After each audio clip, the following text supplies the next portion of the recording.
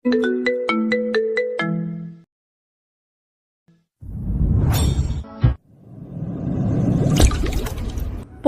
ভীষণ অন্ধকার। রাত 1টা বাজে, চারদিকটা নিস্তব্ধ, শুনশান নীরবতায় ছেয়ে গেছে। পিনপিন নীরবতায় পরিবেশটা বিরাজ করছে। ভয়ঙ্কর রূপ ধারণ করেছে পরিবেশটা। চারিদিকে কালো ঘন আধার, অন্ধকারে কোনো কিছু দেখা যায় না। অন্যদিকে আকাশ থেকে ভেঙে পড়ছে মুষলধারায় আষাঢ় শ্রাবণের বৃষ্টি। বৃষ্টির ফোঁটার কারণে চারদিকটা থই থই শব্দে মুখরিত হয়ে উঠেছে। মাঝে মধ্যে আকাশটা গগন ফাটা চিৎকার দিয়ে হুংকার মেরে গর্জন মারে। আকাশের হঠাৎ হঠাৎ ভয়ঙ্কর রূপ যেন পরিবেশটাকে আরো আতঙ্ক করে তোলে। বৃষ্টির এত গতি যে আশেপাশে কোনো মানুষকে চেনা বা দেখা যায় না, এতটাই বৃষ্টির গতিবেগ। বেশ ভয়ঙ্কর হয়ে উঠেছে পরিবেশটা।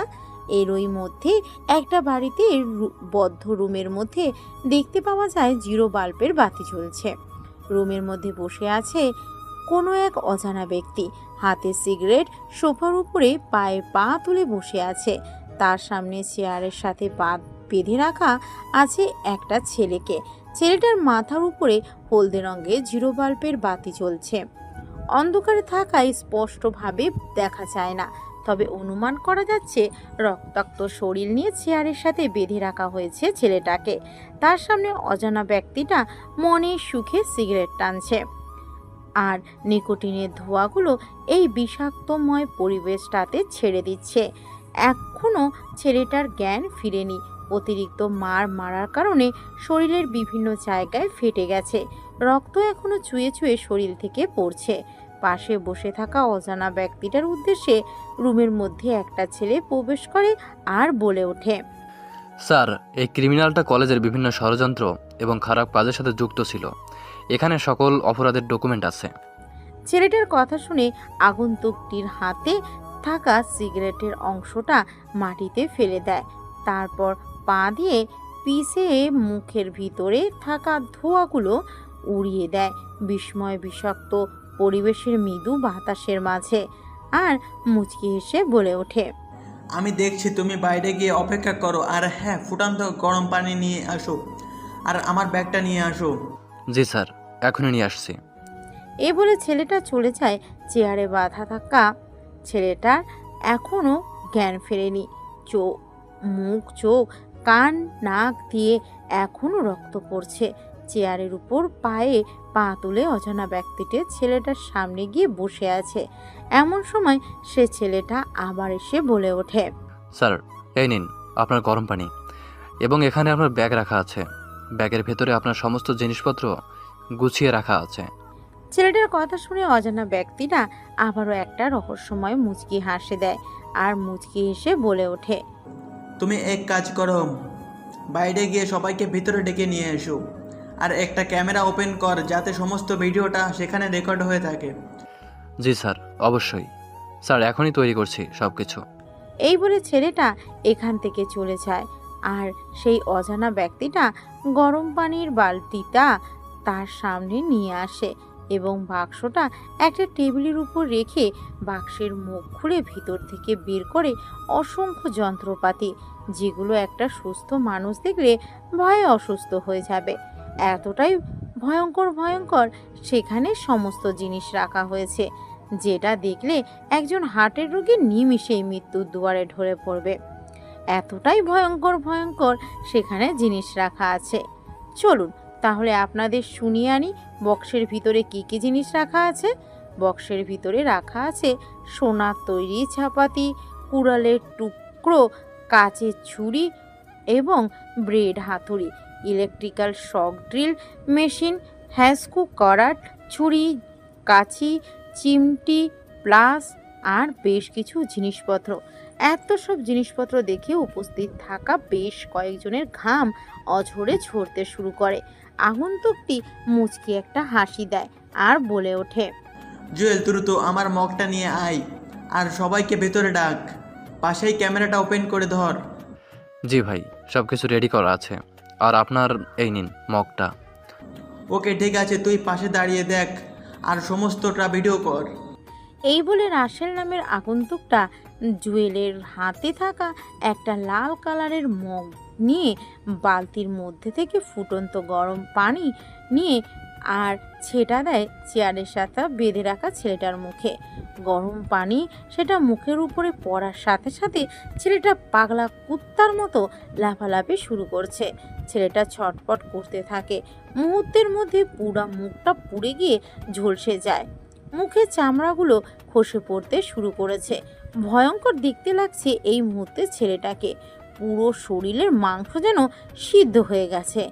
যেখানে যেখানে গরম পানি ছিটাগুলো পড়েছে সে জায়গাটা মুহূর্তে পুড়ে গিয়ে সে জায়গার চামড়াগুলো খসে পড়তে শুরু করেছে। ভয়ঙ্কর বিশ্রী আকৃতি হয়ে গেছে চেহারা। যে কোনো সুস্থ মানুষ এই মুহূর্তে ছেলেটাকে দেখলে সে নিশ্চিত হার্ট স্ট্রোক করে, কেননা ভয়ঙ্কর আকৃতির চেহারা হয়ে গেছে ছেলেটার। ছেলেটার আর্তনাদ আর চিৎকার যেন পুরো রুমটাকে কাঁপিয়ে তোলে। ছেলেটার মুখের ভিতর এবার একটা কাপড় ঢুকিয়ে দেয়, তারপর এক ভয়ঙ্কর হাসি দেয় সেই অজানা রাসেল নামের আগন্তুকটি। তারপর একটা হাতুড়ি আর একটা প্লাস নেয়। ডান হাতের একটা নাখুন প্লাস দিয়ে চেপে ধরে তারপর হাতুড়ি দিয়ে বেধরমভাবে হাতের আঙ্গুলের উপর আঘাত করতে থাকে। পুরো হাতের 5টা আঙ্গুল থেতড়ে গিয়ে পিঠা বানিয়ে দিয়েছে।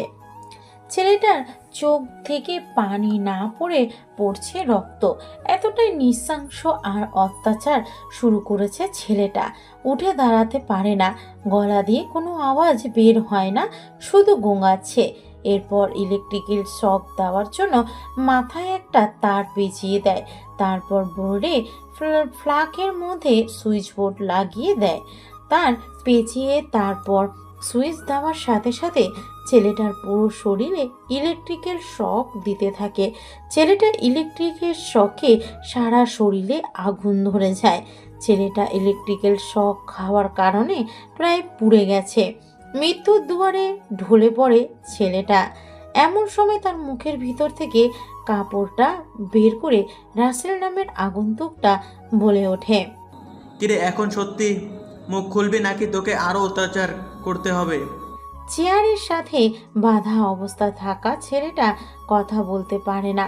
পাগলা কুত্তার মতো জিভাটা মুখের ভিতর থেকে বের করে ফ্লোরের উপরে রেখেছে, কেননা নির্মম অত্যাচারে তার সাথে করা হচ্ছে।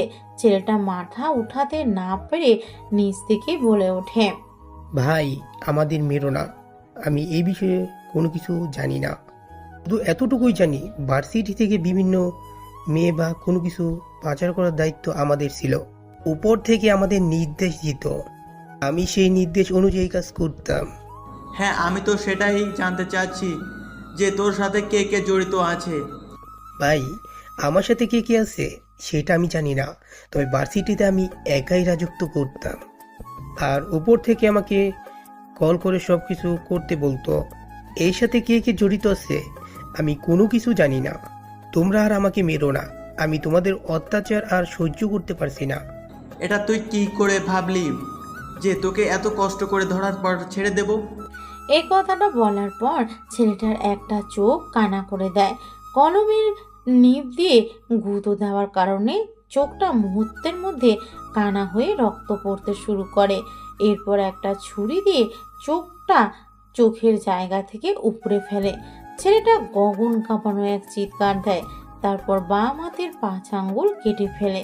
কাটা স্থানে লবণ, কাঁচা লঙ্কার গুঁড়ো, হলুদ সাথে চুন ঢেলে দেয়। ছেলেটার ছটফট করতে থাকে। এই সুযোগে 2 চোখে পেঁয়াজের রস ঢেলে দেয়। ছেলেটার আর্তনাদ আর চিৎকার যেন দেখার মতো নয়।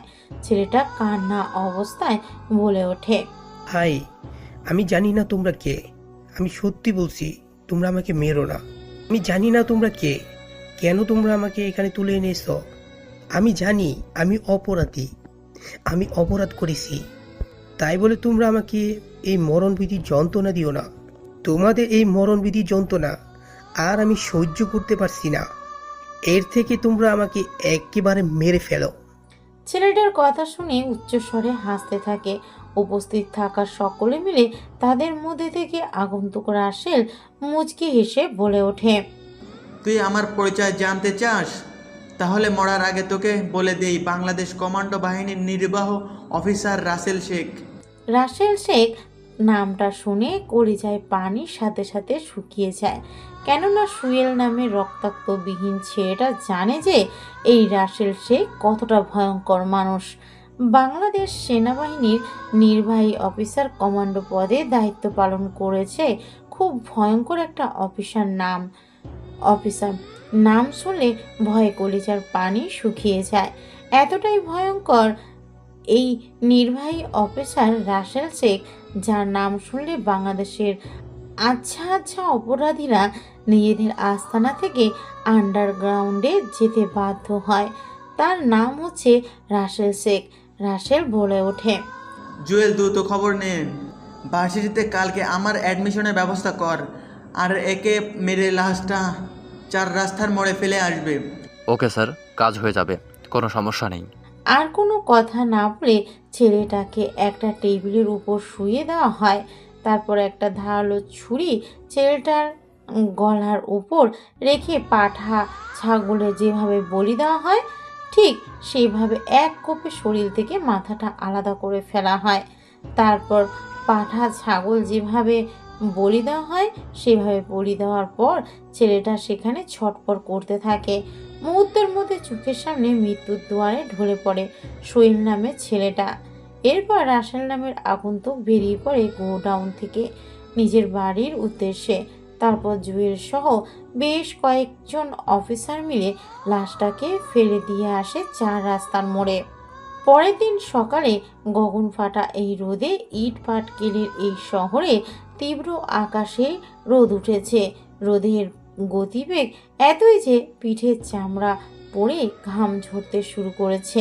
কাঁধে ব্যাগ, হাতে ঘড়ি, চোখে রঙিন সানগ্লাস, পরনে ঢিলঢালা শার্ট, পরনে পুরনো আমলের প্যান্ট, পায়ে ব্রিটিশ আমলের স্যান্ডেল, কাঁধে ছেঁড়া ব্যাগ, চুলগুলো উস্কো এলোমেলো অগোছালো হয়ে গুটিসুটি পায়ে এগিয়ে যাচ্ছে সোনা দেশ বাংলাদেশ রাজশাহী বিভাগের ভার্সিটির সামনে।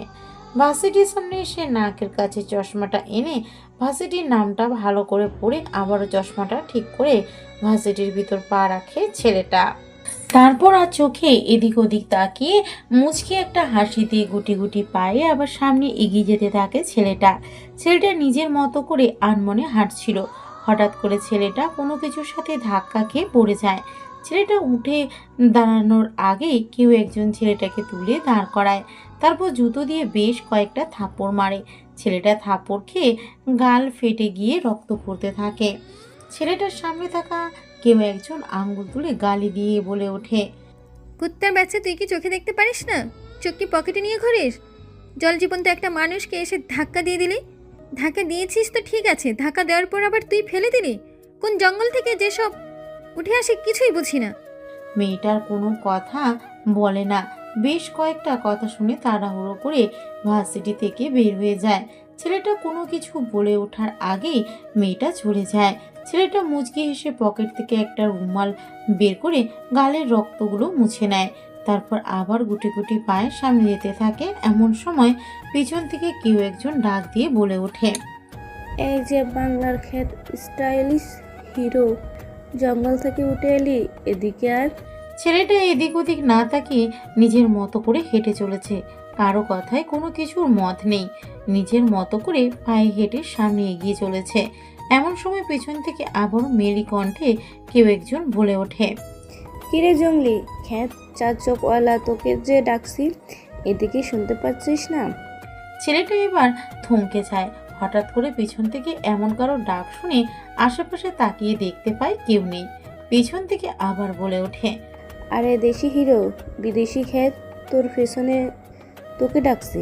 ছেলেটা এবার তার পিছন ঘুরে দেখতে পায় বেশ কিছু মেয়ে বসে আছে। সে মেয়েগুলো তাকে ডাকছে। ছেলেটা কি করবে বুঝতে পারে না। ছেলেটা এবার ভয়ে ভয়ে গুটি গুটি পায়ে সামনে এগিয়ে যায় মেয়েগুলোর কাছে। তারপর সেখানে গিয়ে দাঁড়ায় আর বলে উঠে মেয়েদের উদ্দেশ্যে, জি আপু, আমাকে ডেকেছেন? আমি এই ভার্সিটিতে নতুন এসেছি। মেয়েটা কোনো কথা বলে না। ছেলেটা এই কথা বলাতে পরপর বেশ কয়েকটা থাপড় দেয় ছেলেটার গালে। ছেলেটা থাপড় খেয়ে হতবাক দৃষ্টিতে সেদিকে তাকায়। ছেলেটা বুঝতে পারে না যে কি কারণে তাকে থাপ্পড় মারলো মেয়েটা। ছেলেটা বলে ওঠে। আপু, আপনি আমাকে থাপ্পড় মারলেন কেন? আমি আবার কি করলাম? ছেলেটার কথা শুনে মেয়েটা এবার মুচকি একটা হাসি দেয় আর বলে ওঠে। আরে খ্যাত, তোকে ডাকছি আর তুই কিনা বলছিস কাকে ডাকছি? শুন, তোকে থাপ্পড় মারলাম এই কারণে, কারণ তুই এখানে এসে আমাদেরকে সালাম দিসনি। তোকে এতগুলো ডাক দিয়েছি, তারপর তুই শুনিসনি। দ্বিতীয়ত, তুই আমাদের বান্ধবী বর্ষাকে ধাক্কা দিয়েছিস। এখানে দাঁড়িয়ে থাক, বর্ষা আসবে, তারপরে তুই যাবি। আপু, বর্ষাকে আমি তো তাকে চিনি না, আর আমি তো কাউকে ধাক্কা দেই নাই। চুপ, একদম কথা বলবি না, না হলে আরও বেশ কয়েকটা থাপ্পড় দেব, আর থাপ্পড় দিয়ে তোর সব দাঁত ফেলে দেব। ছেলেটা আর কোনো কথা বলে না, চুপটি করে সেখানে দাঁড়িয়ে থাকে। এমন সময় ছেলেটা লক্ষ্য করে ভার্সিটির ভিতরে 5-5টা বাইক প্রবেশ করেছে। বাইকগুলো স্ট্যান্ড করে সোজা ছেলেগুলো ক্যান্টিনে চলে যায়। তারপর ক্যান্টিনে গিয়ে কি যেন একটা প্যাকেট ক্যান্টিনের ভিতরে রেখে আবার চলে যায় ভার্সিটি প্রিন্সিপালের রুমে। ছেলেটা এই দৃশ্যটা দেখে সেদিকে আর চোখে তাকিয়ে আছে। ছেলেটা আনমনে কিছু একটা ভাবতে থাকে। এমন সময় সুলতানা তাকে ডাকতে থাকে, কিন্তু সেদিকে তার হুঁশ নেই। এমন সময় সুলতানা আরও বেশ কয়েকটা থাপ্পড় দেয় আর বলে ওঠে। ওই দেখ, বর্ষা চলে এসেছে। আজকে তোর কপালে ভীষণ দুঃখ আছে। তুই জানিস না তুই কার সাথে ধাক্কা খেয়েছিস? আপু, আসলে তো আমি ইচ্ছা করেই কাউকে ধাক্কা দেই নাই, ওটা তো ধাক্কা লেগে গিয়েছিল। তাদের কথোপকথনের মধ্যে এসে হাজির হয় বর্ষা। বর্ষা এসে দেখতে পায় কলেজ গেটের সামনে যে ছেলেটা তাকে ধাক্কা দিয়েছিল সেই ছেলেটা এখনও সেখানে দাঁড়িয়ে আছে। সে এটা দেখে বর্ষা বলে ওঠে। কি রে, তোরা এই খ্যাতটাকে কোথায় পেলি? যেভাবে তাকে আটকে রেখেছিস এখানে? আরে কলেজে গেটের সামনে তোকে ধাক্কা দিয়েছিল, সেজন্য ওকে এখানে আটকে রেখেছি। এখন একে কি শাস্তি দেওয়া যায় বল? খুব ভালো করেছিস। এর জন্য আমি ধাক্কা খেয়ে পড়ে গেছি, ব্যথাও পেয়েছি। ওর জন্য আমার কাছে যেতে দেরি হয়ে গেছে। একটুর জন্য আমি সব কিছু হারিয়ে ফেলতাম। আজকে ওকে তো মজা বোঝাবো যে বর্ষাকে ধাক্কা দেওয়ার পরিমাণ কতটা ভয়ঙ্কর হতে পারে, সেটাই আজকে নিজের চোখে দেখতে পারবে। আপু, আমি তো আপনাকে ইচ্ছা করে ধাক্কা দেই নাই, হঠাৎ লেগে গিয়েছিল। প্লিজ আমাকে এবারের মতো ছেড়ে দিন। তোকে ছাড়বো? তুই জানিস আমি কার মেয়ে? আমি ঈশ্বরের সবচেয়ে বড় বিজনেসম্যান এবং রাজনৈতিক নেতা মন্ত্রীর মেয়ে। তুই কি না মন্ত্রীর মেয়েকে ধাক্কা দিয়েছিস? পুরো ভার্সিটি তোকে দেখছে আমায় ধাক্কা দিতে। তোকে এমনিতেই ছেড়ে দিলে ভার্সিটিতে আমার পাওয়ার থাকবে না, কেউ আমাকে ভয় পাবে না। তোকে তো এমনিতে ছেড়ে দিতে পারি না চান্দু।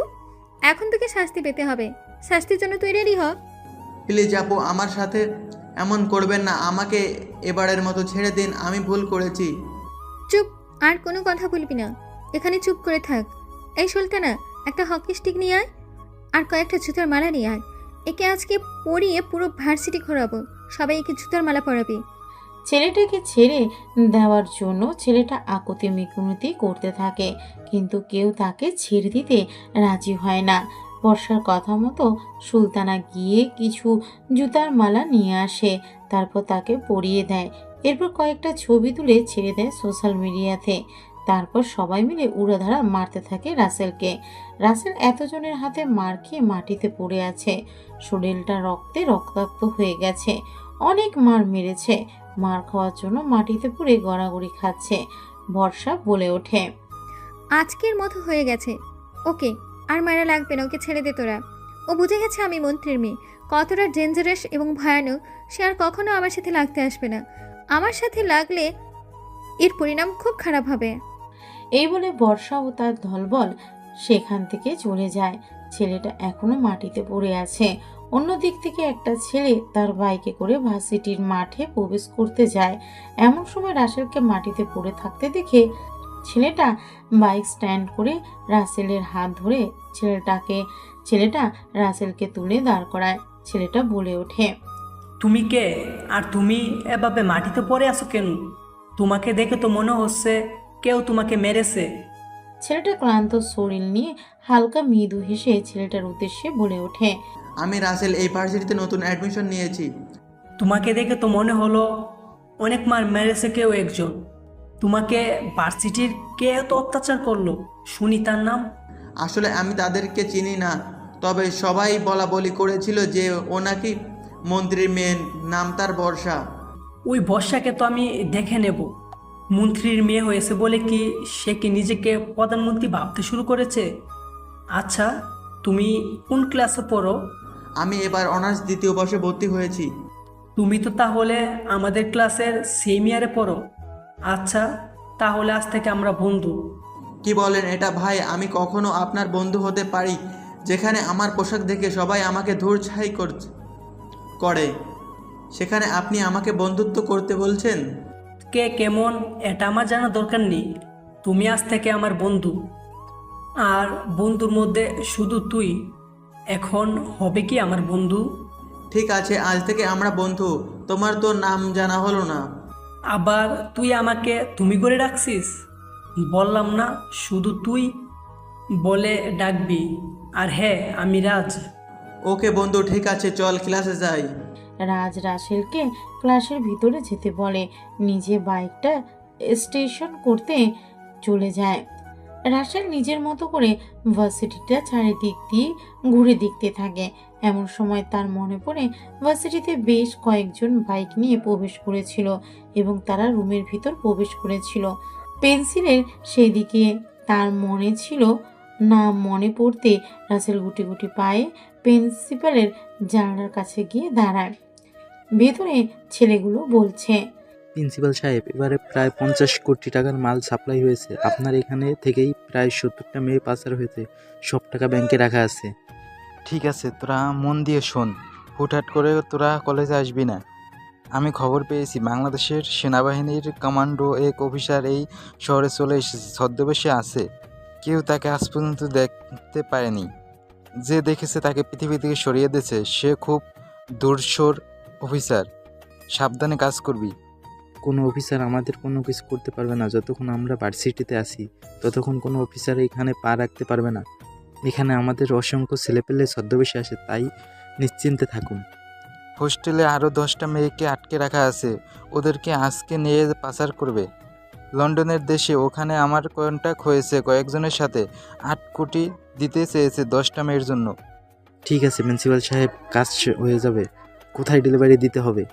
তোরা আজ রাতে 1টার দিকে রাঙামাটি যাবেই। সেখান থেকেই ওই ট্রাকে পাঠাবে। ওখান করেই হেলিকপ্টার করে ওরা ওদের দেশে নিয়ে যাবে। ঠিক আছে প্রিন্সিপাল সাহেব, কাজ হয়ে যাবে। আর টাকাগুলো আপনি ব্যাংকে থেকে তুলে আনেন, কাজে লেগে যাবে। ছেলেগুলো বলে। ছেলেগুলো বেরিয়ে যায়। এটা শুনে রাসেল একটা মুচকি হাসি দেয়। তারপর রাসেল গুটি গুটি পায়ে নিজের ক্লাসরুমের উদ্দেশ্যে রওনা দেয়। পুরো ক্লাস ফুল হয়ে গেছে, একটা বেঞ্চ ফাঁকা নেই। ছাত্রছাত্রী দিয়ে পুরো ক্লাসরুম ভরপুর, শুধু সামনের সিটটা ফাঁকা আছে। রাসেল আর কোনো কিছু না ভেবে এদিক ওদিক না তাকিয়ে সামনের সিটে বসে পড়ে। রাসেলকে সামনের সিটে বসতে দেখে ক্লাসের সবাই হতবাক চোখে তাকিয়ে আছে। এমনকি স্যার পর্যন্ত রাসেলের দিকে তাকিয়ে অবাক হয়ে যায়। স্যার কোনো বলে না। ক্লাসের সবাই চুপচাপ স্যার নিজের মতো করে লিখতে থাকে বোর্ডে। এমন সময় হঠাৎ করে কোথা থেকে যেন বর্ষা ও তার দলবল আসে। বর্ষা আসার সাথে সাথে রাসেলের শার্টের কলার ধরে বাইরে টেনে বের করে পরপর বেশ কয়েকটা থাপ্পড় লাগিয়ে দেয়। থাপ্পড়ে শব্দে পুরো ক্লাস নিস্তব্ধ, শুনশান, পিনপিন নীরবতায় বিরাজ করছে। নিস্তব্ধ হয়ে গেছে ক্লাসরুম। অনেকে চমকে উঠেছে থাপ্পড়ের শব্দে। বর্ষা রাগী কণ্ঠে ঝাড়ি দিয়ে বলে ওঠে, কুত্তার বাচ্চা, শালা গাইয়া খ্যান কথাকার, তোর সাহস হয় কি করে এই বর্ষা সিটে বসার? তুই জানিস না এই বর্ষা কতটা ডেঞ্জারাস, ভয়ানক একটা মেয়ে? তুই বর্ষা সিটে বসার সাহস পেলি কোথা থেকে? ছেলেটা কোনো কথা বলে না। ছেলেটা চুপচাপ দাঁড়িয়ে আছে, লজ্জায় কোনো কিছু বলতে পারে না। ক্লাসের সবাই দাঁড়িয়ে গেছে, সবাই হাঁ করে তাকিয়ে আছে ছেলেটার দিকে। বর্ষা আবার বলে ওঠে, কি রে জঙ্গলি খ্যাত গাইয়া ভূত কোথাকার, এখন কথা বলছিস না কেন? এভাবে কলা গাছের মধ্যে দাঁড়িয়েছিস কেন? তোকে জিজ্ঞাসা করছি, কোন সাহসে তুই এই ব্রেঞ্চে বসেছিস? সাহস কোথায় পেলি? রাসেল নামে ছেলেটা এবার অনেক সহ্য করেছে। ধৈর্যর ভাত তার ভেঙে গেছে। সে নিজেকে সামলাতে পারে না। পরপর বেশ কয়েকটা থাপ্পড় লাগিয়ে দেয় বর্ষার গালে আর ঝাড়ি দিয়ে বলে ওঠে, আমার ইচ্ছে হয়েছে তাই আমি এখানে বসেছি, এতে কাউকে কৈফিয়ত দিতে আমি বাধ্য নই। হাউ ডিয়ার ইউ, তোর সাহস কি করে হয়? রাশেল কোনো কথা বলে না। রাশেল চুপচাপ দাঁড়িয়ে আছে। রাশেলের এমন হতবাক করা কাণ্ড দেখে ক্লাসরুমের সবাই দাঁড়িয়ে যায়, কেননা এই প্রথম কেউ ভার্সিটির মধ্যে ক্লাসের ভিতরে বর্ষার গায়ে হাত দিয়েছে। যেখানে বর্ষা কিনা সবাইকে র্যাগিং করতো, আজকে সেই বর্ষাকে কোথাকার কোন ছেলে এসে অপমান করেছে, বর্ষাকে এতগুলো থাপ্পড় দিয়েছে। সবাই হতবাক হয়ে যায়, এমনকি স্যার পর্যন্ত চমকে উঠেছে। রাসেলের করা কর্মকাণ্ডে বর্ষার আবার বলে ওঠে, তোর সাহস কি করে হয়? তুই আমার গায়ে হাত দিয়েছিস, এই মন্ত্রীর মেয়ের গায়ে হাত দিয়েছিস। তুই হয়তো ভুলে গেছিস যে আমার বাবা একজন মন্ত্রী আর আমি তার একমাত্র মেয়ে বর্ষা। যেখানে আমার বাবা আমার শরীরে আজ পর্যন্ত হাত তুলেনি, সেখানে তুই কিনা আমাকে পুরো ক্লাসরুমের এতগুলো ছেলে মেয়ের সামনে থাপ্পড় মেরেছিস। এর পাল্টা জবাব তোকে আজকে আমি বোঝাবো। তুই শুধু এখানে থাক, তোকে আজকে লাশ হয়ে তোর বাড়িতে ফিরতে হবে। রাসেল এই কথা শুনে হাসতে থাকে, যেন রাসেল পাগল হয়ে গেছে। বর্ষার কথা শুনে রাসেলের এরকম হঠাৎ পাগলের মতো হাসি দেখে সবাই ভ্যাবাচ্যাকা খেয়ে যায়। কি বলবে কি করবে বুঝতে পারে না। রাসেল মুচকি হেসে বলে ওঠে, তোর কোন বাপকে নিয়ে আসার আছে নিয়ে আয়, আমিও দেখে নিব। শালা খ্যাত কোথাকার, তোর এত বড় সাহস যে তুই আমাকে তুইতকারি করে অপমান করছিস। তোর যদি আজকে জিব্বাটা কেটে রাস্তার কুকুরকে না খাওয়াতে পেরেছি, তাহলে আমার নাম বর্ষা না, তোকে আজকে জেলের ভাত খাইয়েই ছাড়বো আমি। রাসেলের কথা শুনে মুচকি একটা হাসি দিয়ে সামনের বেঞ্চে বসে পড়ে। রাসেলের কর্মকাণ্ড দেখে রাজ হতবাক দৃষ্টিতে তাকিয়ে আছে, যেন রাজ নিজেকে বিশ্বাস করতে পারছে না যে ছেলেটা কিনা কিছুক্ষণ আগে ভার্সিটির মাঠে এতগুলো ছেলে মেয়ের সামনে অপমানিত হয়ে মার খেলো, সেই ছেলেটা কিনা পুরো ক্লাসরুমের ভিতরে এতগুলো ছাত্রছাত্রীর সামনে থাপ্পড় মারল বর্ষাকে। স্যার এই দৃশ্য দেখে ক্লাসরুম থেকে বের হয়ে যায়। চিৎকার চেঁচামেচি শুনে অন্য ক্লাসরুম থেকে একজন ম্যাডাম এসে বলে ওঠে, এখানে কি হয়েছে? তোমরা এভাবে চিৎকার চেঁচামেচি করছো কেন? তুমি কি ভুলে গেছো এটা একটা ভার্সিটি, আর এখানে পড়তে আসে তোমাদের মতো উশৃঙ্খল ছাত্রছাত্রীদেরকে এই কলেজে রাখার কোনো মানেই হয় না। এ কথা শুনে বর্ষা আরও রেগে যায়। বর্ষা বলে ওঠে, ম্যাম, আপনি হয়তো ভুলে যাচ্ছেন আপনি কার সাথে কথা বলছেন। আমি হলাম মন্ত্রীর মেয়ে, চাইলে আমি আপনার চাকরি খেয়ে নিতে পারি, তাই আমার সামনে ভদ্রতা শেখাতে আসবেন না। এই জঙ্গলি খ্যাত গাইয়া ভূতের সাহস হয় কি করে আমাকে থাপ্পড় মারার? এ কথা শুনে ম্যাডাম অবাক হয়ে যায়, কেননা ছেলেটা তাকে থাপ্পড় মেরেছে। এই কথাটা বেশ অবাক লেগেছে ম্যাডামের। ম্যাডাম বলে ওঠে, এই ছেলে, তোমার সাহস কি করে হয় বর্ষাকে থাপ্পড় মারার? তুমি বর্ষাকে কেন থাপ্পড় মেরেছো? ম্যাডামের কথা শুনে আবারও পাগলের মতো হাসতে থাকে রাসেল। রাসেল যেন পাগল হয়ে গেছে। ক্লাসের সবাই ভাবতে শুরু করেছে রাসেল আসলে সত্যি একটা হাফ পাগল, মাথার হয়তো সমস্যা আছে, যার কারণে সে বর্ষার মতো একজন প্রভাবশালী ধনী দুলালি ঘরের মেয়ের গায়ে হাত তুলেছে। রাসেল বলে ওঠে, ম্যাডাম ওকে বলে দিন আমার সাথে যেন ঝামেলা না করে। এখন তো শুধু থাপ্পড় দিয়েছি, যদি নেক্সট টাইম কোনো বেয়াদবি করে তাহলে প্রাণী মেরে দিব। একথা শুনে সবাই চমকে যায়। হতবাক দৃষ্টিতে রাসেলের দিকে তাকিয়ে আছে। বর্ষা এবার চিৎকার করে বলে ওঠে, তোর মতো ফকিনি কিনা আমার গায়ে হাত দেবে, আমাকে খুন করবে, এটাও আমাকে বিশ্বাস করতে হবে? যেখানে আমার সাথে 10টা করে বডিগার্ড ঘুরে বেড়ায়, তোর মতো পাতলা শ্যাওলা গাছের মতো বডি নিয়ে আমার বডি বিল্ডারের সামনে দাঁড়াতে পারবি না। দুজনের এরকম তর্ক বিতর্ক আর ঝগড়া দেখে আশেপাশের শিক্ষক শিক্ষিকারা তারাও চলে আসে। ম্যাডাম বলে ওঠে, দেখো, তোমরা ক্লাস ফ্রেন্ড, এভাবে তর্ক বিতর্ক করিও না। ঝামেলা করলে ভার্সিটির ক্ষতি, তোমাদেরও ক্ষতি। তাই ভার্সিটিতে শান্তি বজায় রাখো এবং নিজেদের মধ্যে ঝামেলাগুলো মিটিয়ে নাও। ওকে যতক্ষণ না জেলে ঢুকাতে পারছি ততক্ষণ আমার শান্তি নেই। ওকে আজকে ভার্সিটি থেকে চিরদিনের জন্য বিদায় করব। এই বর্ষার গায়ে হাত দিয়েছে ও। এ বলে ক্লাসরুম থেকে বেরিয়ে পড়ে বর্ষা। তারপর ক্যান্টিনে গিয়ে কদম গাছের নিচে বসে পড়ে। সেখানে বসে ফোন করে মন্ত্রীকে। মন্ত্রী ফোন রিসিভ করতেই বলে ওঠে, হ্যালো কিরে মা, কি হয়েছে তোর? তুই কাঁদছিস কেন? তোর কি কোনো কিছু হয়েছে ভার্সিটিতে? তোর কি হয়েছে বল আমাকে, আমি এক্ষুনি লোক পাঠিয়ে দিচ্ছি। বর্ষা কাঁদতে থাকে, কোনো কথা বলে না। মন্ত্রী আবার বলে ওঠে, কিরে মা, কি হলো? তুই বাবাকে বলবি না তোর কে কি করেছে শুধু আমাকে বল, ওকে জীবন্ত মাটিতে পুঁতে দিব। বর্ষা এবার কান্না থামিয়ে চিৎকার করে মন্ত্রীর উদ্দেশ্যে বলে ওঠে। কলেজে আমাকে থাপ্পড় মেরেছে একটা গ্রামের ছেলে গাইয়া ভূত কোথাকার। এতগুলো ছাত্রছাত্রী, শিক্ষক শিক্ষিকা সবার সামনে আমাকে অপমান করেছে ভার্সিটিতে। আমার সাথে ঝামেলা করেছে। ওকে যতক্ষণ না জীবন্ত পুঁতে দিব ততক্ষণ পর্যন্ত আমি কাঁদতে থাকবো। মন্ত্রী এই কথা শুনে বেশ ক্ষেপে যায়, রেগে যায় মন্ত্রী। মন্ত্রী বলে ওঠে।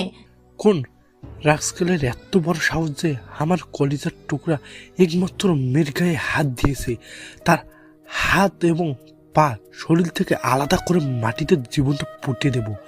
এই শহরের বাচ্চা কি এখনো ভার্সিটিতে আছে নাকি চলে গেছে? হ্যাঁ বাবা, জানোয়ারটা এখনো ভার্সিটিতে আছে। সে আমাকে বলেছে যদি আমি তার সাথে কোনো ঝামেলা করি তাহলে সে আমাকে বলে প্রাণী মেরে ফেলবে। আমি মন্ত্রী মেয়ে একথা বলাতে সে আরও আমাকে অনেক গালি দেয়, অনেকগুলো থাপ্পড় দিয়েছে আমাকে, আমার পুরো গাল লাল করে দিয়েছে। এখানেও গালগুলো অনেক ব্যথা করেছে।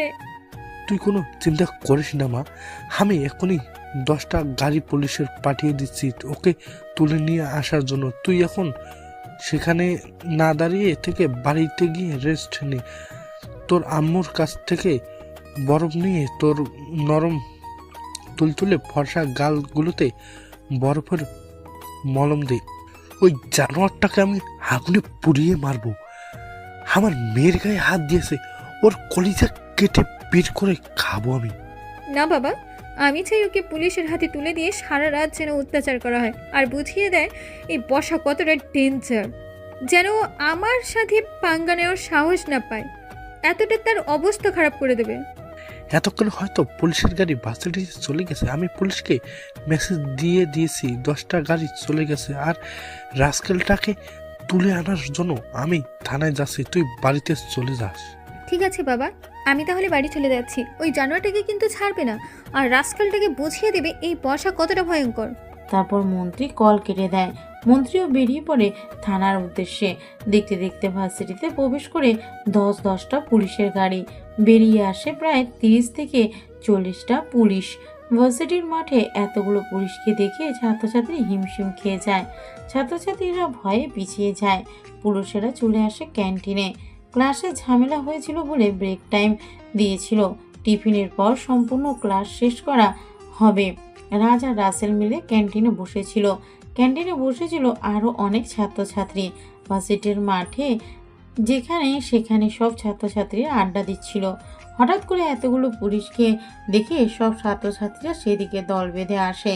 পুলিশগুলো সোজা বর্ষার কাছে গিয়ে পুলিশ সুপার সুইটি বলে ওঠে।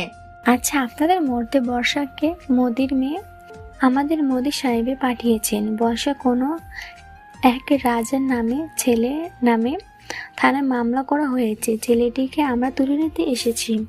একথা শুনে পিছন থেকে বর্ষা বলে ওঠে। ওই যে আপনার সামনে ওই রাস্কেল খ্যাত গাইয়া ভূত দাঁড়িয়ে আছে। রাসেল আর রাজ একথা শুনে ছাত্রছাত্রীরা সামনে এগিয়ে আসে।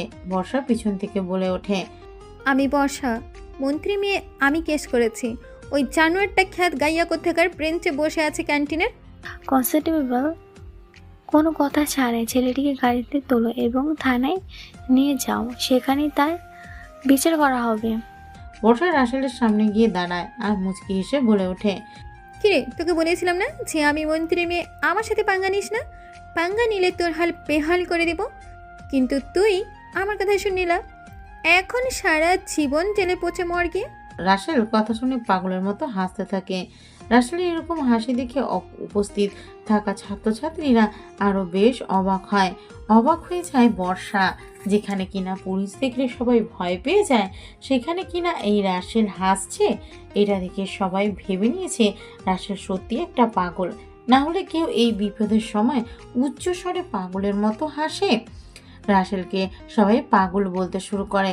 রাসেল যে কেন হাসতেছে শুধুমাত্র সেটা রাসেলই জানে। রাসেল মুচকি হেসে বলে ওঠে। কে কাকে জেলের ভাত খাওয়াবে আর কে কোন জেলে পচে মরবে সেটা তো সময়ই বলে দেবে। হি হা হা হা। কনস্টেবল, কোনো কথা ছাড়াই ছেলেটিকে গাড়িতে তোলো এবং থানায় উদ্দেশ্যে রওনা হও। পুলিশ সুপার সুইটির কথা মতো কনস্টেবলগুলো ছেলেটাকে হ্যান্ডকাপ পরিয়ে গাড়িতে তুলে ফেলে। এরপর গাড়ি স্টার্ট দেয়। থানার উদ্দেশ্যে গাড়ি রওনা দিয়েছে। ভার্সিটি থেকে 10-10টা পুলিশের গাড়ি বেরিয়ে পড়ে। সবাই ভেবে নিয়েছে আজকে এই ছেলেটা শেষ।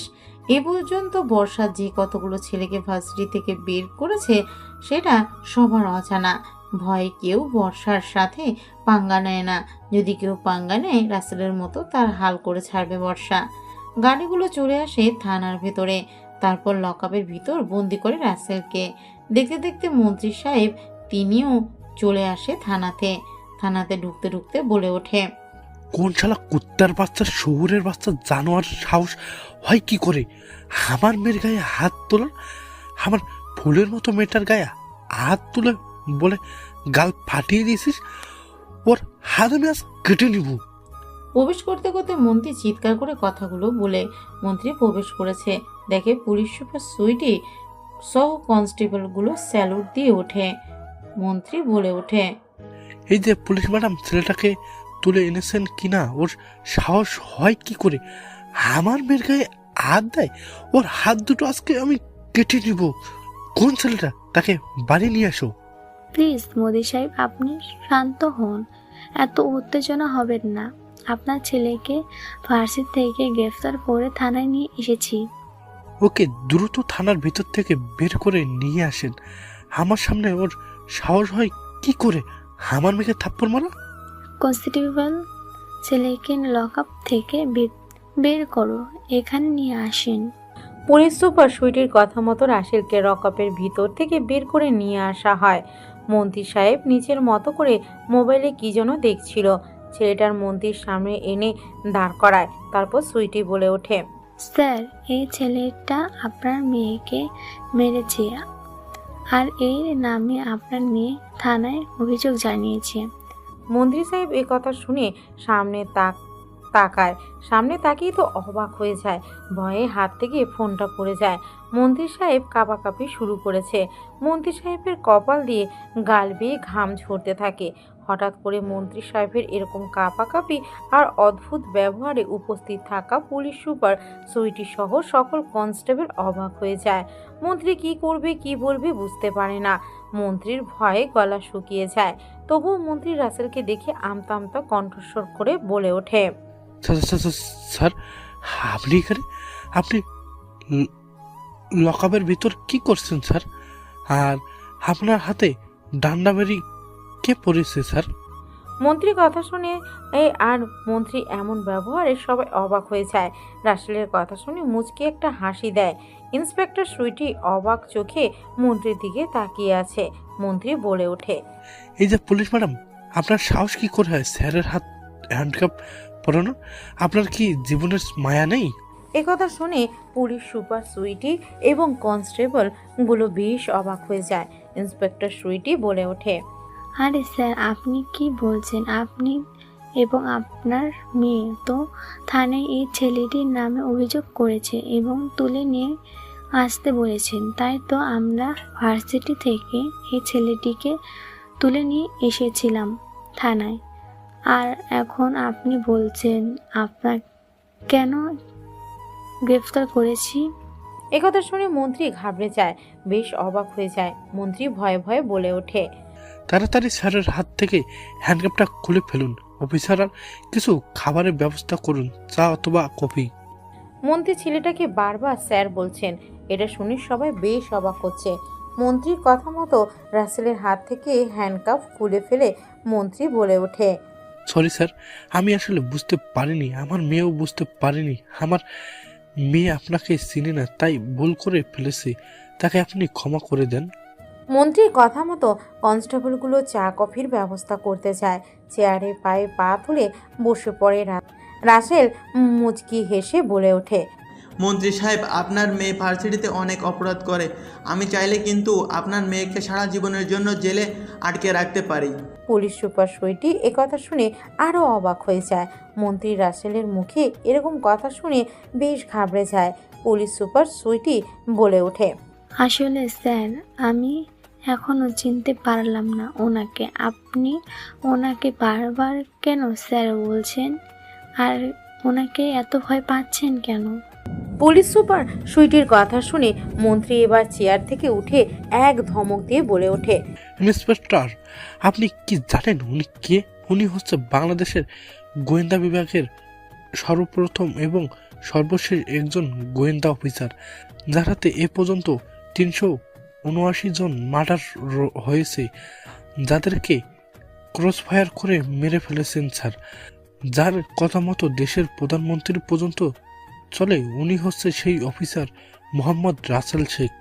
মন্ত্রীর মুখে রাসেল শেখ কথাটা শুনে সবাই স্যালুট দিয়ে ওঠে।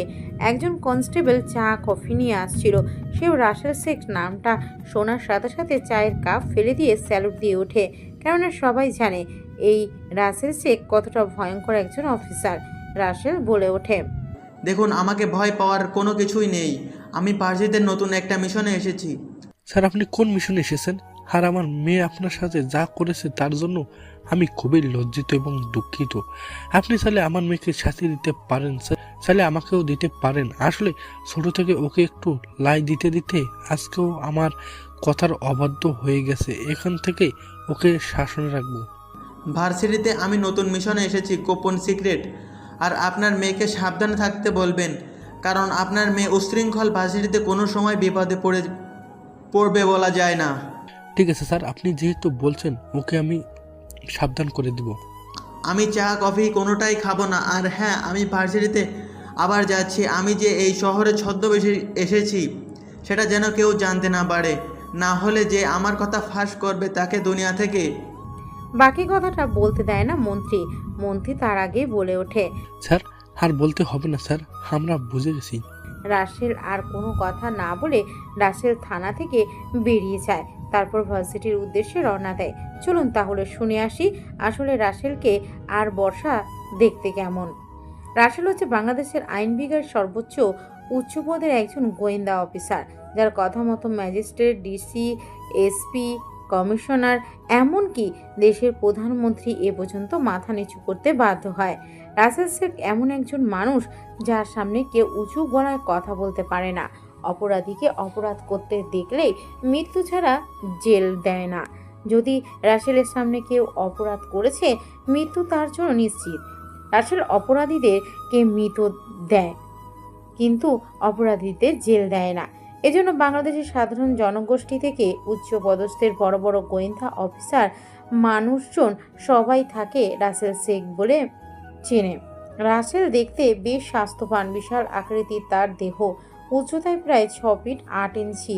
বডি বিল্ডারদের মতো তার শরীর, দেখতে ভীষণ স্মার্ট এবং হ্যান্ডসাম। উজ্জ্বল ফর্সা গায়ের রং, প্রধানত ছেলেগুলো শ্যামবর্ণের হয়ে থাকে, কিন্তু রাসেলের ক্ষেত্রে পুরো আলাদা। রাসেল দেখতে উচ্চ ফর্সা, দুধে আলতা গায়ের রং, দেখতে বিদেশিদের মতো হ্যান্ডসাম, স্টাইলিশ। বর্ষা হচ্ছে ডানা কাটা পরী, যাকে পরীদের সাথে তুলনা না করলে কেউ বর্ষার সৌন্দর্যের মূল্যটা বুঝবে না। বর্ষা একদম ডানা কাটা হুর পরী, চিকন চিকন কালো পাতা চোখের ভ্রুগুলো, চোখগুলো হরিণের মতো, চুলগুলো সিল্কি কোমর পর্যন্ত, গালগুলো উজ্জ্বল ফর্সা পাকা আমের মতো, গায়ের রং দুধে আলতা, উচ্চতায় 5 ফুট 8 ইঞ্চি, দেখতে ভীষণ মায়াবী। ঠোঁটের নিচে সুন্দর একটা কালো তিল, যখন সে হাসি দেয় তখন যেন তার মুখ দিয়ে মুক্ত ঝরে। তবে বর্ষা খুব অহংকারী এবং দেবাগী। বাবা মন্ত্রী, বাবার কোটি কোটি টাকা আছে বলে ভার্সিটিতে কাউকে পাত্তা দেয় না, স্যারদেরকেও সে সম্মান করে না। উচ্ছৃঙ্খল এবং র্যাগিংয়ের শিকার করে বিভিন্ন ছাত্রছাত্রীকে।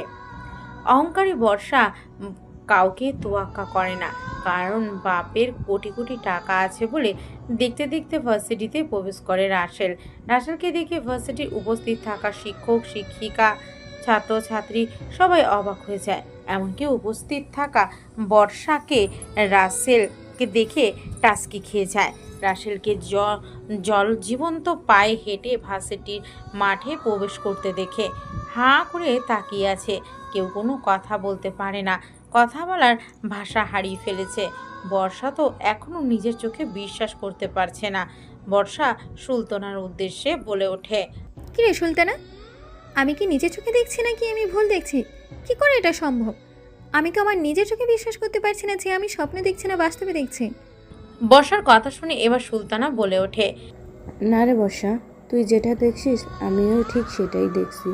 আমিও বুঝতে পারছি না জলজীবন্ত একটা মানুষ কি করে ভার্সিটির পায়ে হেঁটে উপস্থিত হতে পারে? আমি তো এখন নিজেকে বিশ্বাস করতে পারছি না। একাই ছেলেটা কি করে জেল থেকে বের হয়ে আসলো, যেখানে আমার বাবা আর আমি নিজে থানায় কমপ্লেন করেছি, সেখানে কিনা আমাদের কমপ্লেন উইথড্র করে ছেলেটাকে বের করে দিয়েছে। ওই অফিসারকে তো আমি শেখাবো, তারা আমি বাবাকে কল দিই। এই বলে পকেট থেকে বর্ষা ফোনটা বের করে মন্ত্রীর উদ্দেশ্যে কল করে। ফোনটা রিসিভ করতে বর্ষা বলে ওঠে, হ্যালো বাবা, তুমি কোথায়? ওই গাইয়া খ্যাত ছেলেটা তো আবার কলেজে এসেছে। তুমি ওই ছেলেটাকে থানায় আটকে রাখতে পারলে না কেন? মন্ত্রী সাহেব বর্ষার মুখে এই কথা শুনে অবাক হয়ে যায়। ভয়ে কিছু বলতে পারে না, কেননা বললে বিপদ, না বললেও বিপদ।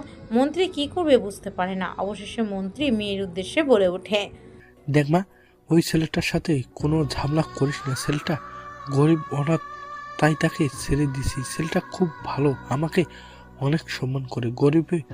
গরিবের বিপদে পাশে দাঁড়াই। তুই তার সাথে খারাপ ব্যবহার করিস না। বাবা, আমি তোমার কলেজের একমাত্র মেয়ে। তুমি কি না আমার কথা না শুনে একটা গাইয়া খ্যাত কথাকার জঙ্গলির কথা শুনেছ? দেখ মা, আমি যেটাই বলেছি সেটাই শেষ কথা। তুই যেমন আমার প্রাণের প্রিয় একটা জিনিস, আমার কলিজার ঠিক ওই ছেলেটা আমার কাছে অনেকটা। বর্ষা কোনো কথা বলে না, কলটা কেটে দেয়। বর্ষা মনে মনে ভাবতে থাকে, কে এই ছেলে যার জন্য বাবা ভয়ে ছেলেটাকে ছেড়ে দিল? এই ছেলেটার সম্বন্ধে আমাকে জানতে হবে। কে এই ছেলে? কোথা থেকে উঠে এসেছে এই ভার্সিটিতে?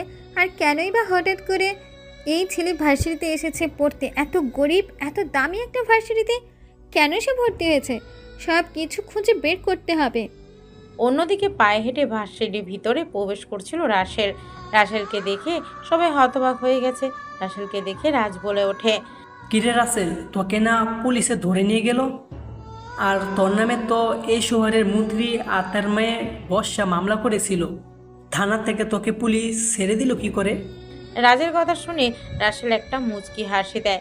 মুচকি হাসি দিয়ে বলে ওঠে, শুধু মামলা করলেই হবে না রে, মামলার জন্য প্রমাণ দিতে হয়। প্রমাণ দিতে পারেনি, তাই পুলিশ আমাকে ছেড়ে দিয়েছে। আর আমি তো ভেবেছিলাম তোকে সারা জীবন জেলে বসে মরতে হবে, কিন্তু আমি তো তোর জন্য বাবাকে কল দিয়েছিলাম। আমরা তোর জন্য উকিলও ঠিক করেছিলাম। তার আগে দিয়ে তুই বের হয়ে এসেছিস। হয়েছে, আর কোনো কথা বলতে হবে না, এখন ক্লাসে চল। তারপর তারা এভাবে ভার্সিটির এক এক করে সমস্ত ক্লাস করে। ক্লাস শেষ করে রাসেল বেরিয়ে পড়ে তার নিজের গন্তব্যের উদ্দেশ্যে। বর্ষা সেও চলে যায় বাড়িতে। দেখতে দেখতে সন্ধ্যা হয়ে যায়। রাসেল সেনাবাহিনীর সেনানিবাসে আছে। এমন সময় সেখানে জুয়েল এসে বলে ওঠে, স্যার, আজকে বান্দরবান খাগড়াছড়ি রাঙ্গামাটি দিয়ে একটা ট্রাক অবৈধভাবে কিছু মেয়েকে নিয়ে পাচার করবে।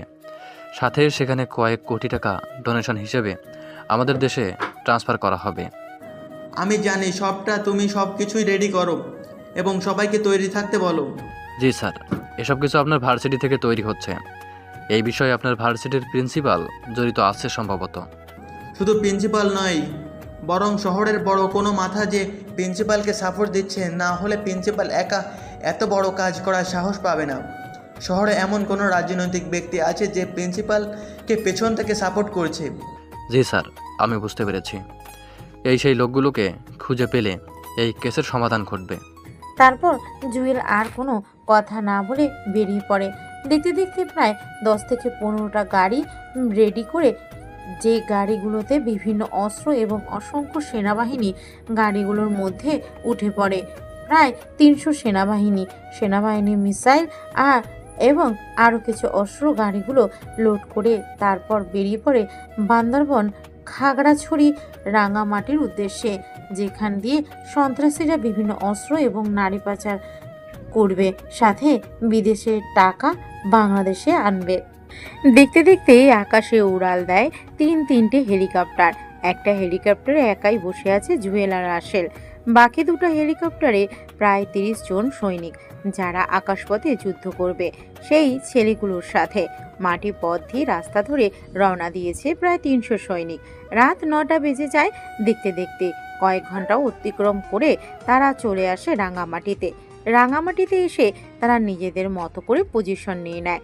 ছড়িয়ে ছিটিয়ে চারিদিকে সেনাবাহিনী ছড়িয়ে ছিটিয়ে রয়েছে। ওভারব্রিজের উপর এবং বালুর ওপাশে গাছের আড়ালে পাহাড়ের নিচে পাহাড়ের উপরে আকাশপথে আছে বাংলাদেশ সেনাবাহিনী এবং বাংলাদেশ ভয়ঙ্কর গোয়েন্দা অফিসার রাসেল শেখ। সবাই সবার মতো পজিশন নিয়ে নেয়। হঠাৎ করে পরপর চারটে ট্রাক এসে উপস্থিত হয় ওভারব্রিজের উপরে। সবাই সতর্ক হয়ে যায়। এক দৃষ্টিতে সবাই তাকিয়ে আছে বাংলাদেশ সেনাবাহিনীর হাতে আছে মিসাইল, AK-47 রাইফেল, স্নাইপার, বোমা, ককটেল এবং শত্রুর সাথে মোকাবেলা করার জন্য বুলেট প্রুফ জ্যাকেট। ছেলেগুলো চারিদিক দিয়ে ঘিরে ধরেছে। ট্রাকের ভিতর থেকে বের করা হয় প্রায় 150টি মেয়েকে। মেয়েগুলোর হাত ও মুখে ট্যাপ দিয়ে বাঁধা রেখেছে। প্রায় 400-500 ছেলে পেলে হবে। দুই দলের লিডারে কথোপকথন করে। দুই দলের লিডার তা আবার মেয়ে। প্রথম লিডার এসে বলে ওঠে, এখানে সব কিছু রেডি করা আছে তো? কোনো ঝামেলা হবে না তো? সব কিন্তু বলে দেওয়া হয়েছে, কোনো ঝামেলা হলে তোদের সাথে সব সম্পর্ক এখানেই শেষ করে দেওয়া হবে। প্রথম লিডারের কথা শুনে দ্বিতীয় লিডার মুচকি একটা হাসি দেয় আর বলে ওঠে প্রথম লিডারের উদ্দেশ্যে, দেখুন, সব কিছু আমরা প্ল্যান প্রোগ্রাম করে এখানে এসেছি। প্রিন্সিপালের সাথে আমাদের দলে কয়েকজন ছেলে দেখা করতে গিয়েছিল। প্রিন্সিপাল বলে দিয়েছে কোনো ঝামেলা হবে না। শহরে নতুন একটা গোয়েন্দা বিভাগে অফিসার প্রবেশ করেছে, তাদেরকে নিয়ে ভয়ে আছি আমরা। তাহলে তো আমাদের বিপদ, কেননা আমি শুনেছি রাসেল শেখ গোয়েন্দা বিভাগের কর্মরতা, তিনি খুব ভয়ঙ্কর ডেঞ্জারাস একজন অফিসার। তিনি অপরাধের গান শুকে অপরাধ দমন করেন। আমরা চেষ্টা করব যাতে আপনাদের সকল রকম প্রোটেকশন দেওয়া যায়। এখানে 150 জন মেয়ে আছে, টাকা বুঝিয়ে দিন, মেয়েগুলোকে নিন, সাথে অস্ত্রগুলো আমাদের ট্রাকে লোড করুন। মনে রাখবেন, টাকাতে যেন ভেজাল না হয়। টাকা ভেজাল হলে কিন্তু পরবর্তীতে আপনার মাল পাবেন না। তোকে এ নিয়ে চিন্তা করতে হবে না। টাকা এবং অস্ত্র দুইটাই অরিজিনাল আর সঠিক তোদের হিসাব অনুযায়ী রাখা আছে। তোরা তোদের গোডাউনে নিয়ে গিয়ে দেখে নিস। এখন মেয়েগুলোকে আমাদের ট্রাকে লোড কর। এই, তুই দাঁড়িয়ে না থেকে মেয়েগুলোকে এদের ট্রাকে লোড করে দে, আর এখান থেকে যত তাড়াতাড়ি সম্ভব বেরিয়ে পড়, কেননা বিপদ তো আর বলে কয়ে আসে না। দুই দলের লিডারের কথা মতো এক ট্রাক থেকে অন্য ট্রাকে মেয়েগুলোকে ট্রান্সফার করা হয়, আবার একটা থেকে অন্যটাতে টাকাগুলোকে ট্রান্সফার করা হয় এবং বিদেশি অস্ত্রগুলো দেশে পাচার করার জন্য সেগুলো লোড করা হয়। সব কিছু ক্যামেরার মাধ্যমে দেখছে রাসেল শেখ এবং তার সেনাবাহিনী টিম। দেখতে দেখতে এমন সময় দুই দলের লিডার যখন হাত মেলাতে যাবে তখনই সেখানে হঠাৎ করে গুলি বৃষ্টির মতো হতে থাকে। হঠাৎ করে গুলি করাতে সবাই হিমশিম খেয়ে যায়। ভয়ে কেউ কিছু করতে পারে না, লুকিয়ে পড়ে। আকাশপথে গুলি করতে থাকে, কেউ মাটির পথে গুলি করতে থাকে, নিজ থেকে গুলি করতে থাকে, উপর থেকে গুলি করতে থাকে বৃষ্টির মতো। দুই দলের দিকে গুলি ধেয়ে আসতে থাকে। দুই দল সমান, তাহলে তাল মিলাচ্ছে আছে সেনাবাহিনীর সাথে। রাসেল হেলিকপ্টার থেকে নেমে পড়ে। গোলাগুলির এক পর্যায়ে রাসেল এক ধারালো তরবারি নেয়, তারপর এলোপাথারি কুচু কাটা করতে থাকে। যেভাবে কলা গাছ থেকে কলা নেওয়ার সময় কলা গাছকে কচু কাটা করা হয়, ঠিক তেমন কচু কাটা করতে থাকে। সেই দলের ছেলেপেলে বৃষ্টির মতো গুলি করাতে দুই দলের ছেলেপেলে পেরে ওঠে না, কারণ হঠাৎ আক্রমণ করে বাংলাদেশ সেনাবাহিনী এবং গোয়েন্দা বিভাগের সিনিয়র অফিসার রাসেল শেখ, যার কারণে সহজেই পরাজিত হয়ে যায় দুই দলের লিডার। দুই দলের লিডারকে বাংলাদেশ সেনাবাহিনী গ্রেপ্তার করে এবং সমস্ত মেয়েগুলোকে সেনাবাহিনীর আয়াতে নিয়ে সেনাবাহিনীর সেনাবিলাসে নিয়ে আসা হয়, সাথে অস্ত্র, টাকা, সমস্ত কিছু। এরপর এক একটা মেয়েকে তাদের নিজ নিজ গন্তব্যের উদ্দেশ্যে পাঠানোর ব্যবস্থা করে। সমস্ত টাকা বাংলাদেশের সেনাবাহিনীর আন্ডারে থেকে যায় এবং অস্ত্রগুলো সরকারের আয়তায় দিয়ে দেয়। রাসেল চেয়ারের উপর পায়ে পা রেখে বসে আছে। তিনটা চেয়ারে বেঁধে রাখা হয়েছে তিনজনকে, দুই দলের লিডার এবং সে ছেলেটাকে। তিনজনের মুখে টেপ মারা, হাত পা চেয়ারের সাথে বেঁধে রাখা। রাসেল চা খাচ্ছে আর তাদের দিকে তাকিয়ে তাকিয়ে মুচকি হাসি দিচ্ছে। রাসেলের এরকম হঠাৎ হাসি দেখে জুয়েল বেশ অবাক হয়। জুয়েল বুঝে গেছে এখানে এমন কিছু হবে যেটা সহ্য করার মতো ক্ষমতা কারো থাকবে না। তাই জুয়েল সেখানে আস্তে করে কেটে পড়ে, কেননা সে এরকম নির্মম অত্যাচার সহ্য করতে পারে না, যেটা রাসেল অপরাধীর উপরে টর্চার করে। রাসেল মুচকি হেসে বলে ওঠে, তোদের বসকে সেটা তোদের টর্চার করার আগেই তোদের ভালোভাবে বলে দে। তারা তিনজন কথা বলতে পারে না, কারণ তাদের মুখে টেপ মারা। রাসেল এবার এক এক করে তিনজনের মুখের ওপর থেকে টেপ সরিয়ে দেয়। রাসেল বলে ওঠে, দেখ, তোদের জন্য অনেক কিছুই করেছি, তোদের জন্য আমাকে 300 সৈন্য নিয়ে যেতে হয়েছে। ওরা তিনজন কোনো কথা বলে না। রাসেল তাদেরকে বোঝাতে থাকে, কিন্তু তারা মুখ খোলে না। হঠাৎ করে রাসেল একটা গরম লোহার শিক তাদের তিনজনের হাতে গেঁথে দেয়। 3টা শিক। সাথে সাথে তিনজন এক গগন কাঁপানো চিৎকার দেয়। তাদের এই চিৎকারে যেন পুরো সেনা নিবাস কেঁপে ওঠে। জুয়েল বাইরে থেকে দৌড়ে এসে দেখতে পায় গরম একটা লোহার শিক তাদের তিনজনের হাতে গেঁথে দিয়েছে।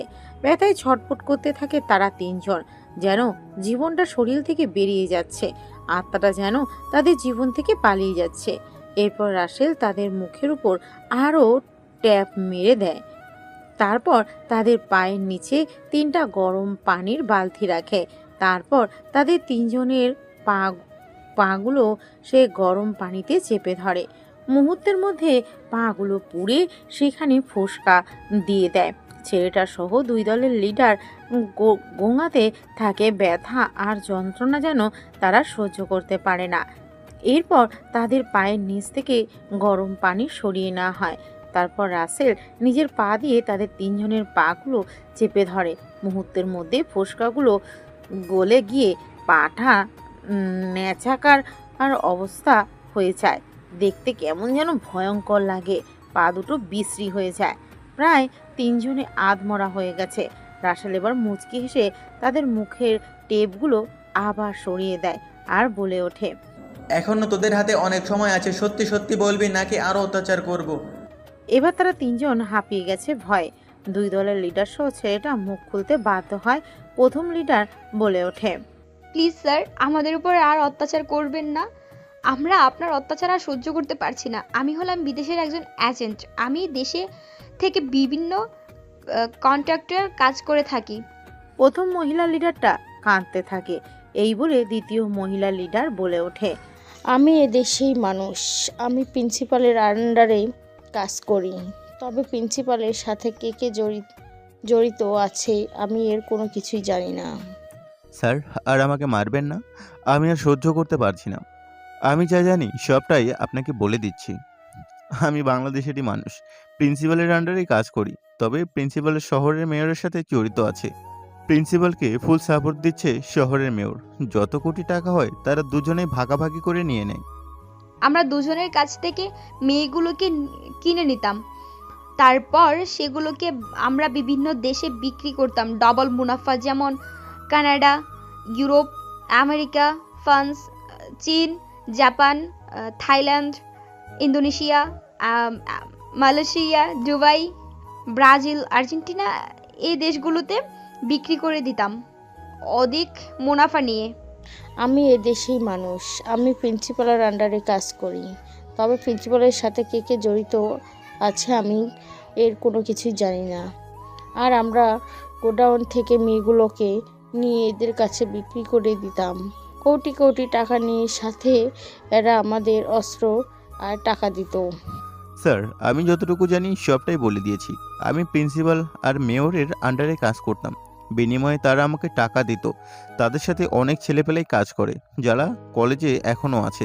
প্রিন্সিপাল কলেজে থেকে মেয়েগুলোকে ব্ল্যাকমেল করে মেয়রের কাছে নিয়ে যেত। সেখান থেকে আমরা মেয়েগুলোকে বিদেশে পাচার করতাম। তাদের কথোপকথন শুনে রাসেলের মাথা বিগড়ে যায়। গরম চাটা এক ঢোকে খেয়ে ফেলে। এরপর গরম পানিটা তাদের তিনজনের মুখে সেটা দেয়। সাথে সাথে চোখ, মুখ, কান ঝলসে যায়। জ্বলে গিয়ে পুড়ে যায় চামড়াগুলোতে ফোসকা দিয়ে দেয়। তাদের তিনজনকে দেখতে ভীষণ ভয়ঙ্কর লাগছে। তারা ছটপট করতে থাকে, শরীরটা জ্বলে যাচ্ছে। তাদেরকে কষ্ট দেওয়ার জন্য রাসেল এবার লবণ, মরিচ, পেঁয়াজ তাদের মুখের উপর সেটা দেয়। সাথে সাথে যেন তাদের শরীরে আগুন ধরে যায়, এতটাই তাদের শরীর জ্বলতে থাকে। চেয়ারে বাঁধা অবস্থায় থাকা তারা লাফালাফি করতে থাকে, ছটফট করতে থাকে, যেন মৃত্যু তাদের খুব কাছে। তারা তিনজনে যেন মৃত্যুর থেকেও ভয়ঙ্কর যন্ত্রণা সহ্য করতে থাকে। তারপর রাসেল জুয়েলকে ডাক দেয়। জুয়েলকে ডাক দিয়ে বলে ওঠে, জুয়েল, এদের কাজ থেকে সিগনেচার সহ এদের জবানবন্দি নিয়ে নাও। এদের দুনিয়া থেকে বিদায় করার সময় চলে এসেছে। তারপর জুয়েল ভয়ে ভয়ে তাদের জবানবন্দি নিয়ে তাদের কাছ থেকে সুই নেয়। এরপর তাদের গলার ওপর ব্লেড দিয়ে কয়েকটা টান দেওয়াতে গলার শিরা উপশিরা কেটে গিয়ে ফিনকি দিয়ে রক্ত গড়গড়িয়ে পড়তে থাকে। মৃত্যুর দুয়ারে ঢলে পড়ে তারা তিনজন। এরপর তাদের তিনটা লাশকে কুমিরের পানিতে ফেলে দেওয়া হয়। দেখতে দেখতে রাত শেষ হয়ে যায়। পরের দিন একই বেশে একই ড্রেসে কলেজের মাঠে উপস্থিত হয় রাসেল। বর্ষা সিদ্ধান্ত নিয়ে নিয়েছে সে রাসেলকে আজকে ফলো করবে, সারাটা দিন ফলো করবে। সাথে সুলতানাকে নিয়েছে। বেশ কিছু মেয়েকে নিয়ে আজকে বর্ষা সিদ্ধান্ত নিয়েছে রাসেলকে চোখে চোখে রাখবে, রাসেলের সম্বন্ধে জানবে। কে এই ছেলে যে কিনা জেল থেকে চলে আসে, যেখানে বর্ষা কতজনকে জেল খাটিয়েছে, আজ পর্যন্ত কাউকে ছেড়ে দেয়নি, কিন্তু এই ছেলেটাকে ছেড়ে দিয়েছে। এটা বর্ষা মেনে নিতে পারছে না, তাই সে সিদ্ধান্ত নিয়েছে আজকে রাসেলকে ফলো করবে। রাসেল ভার্সিটিতে আসে।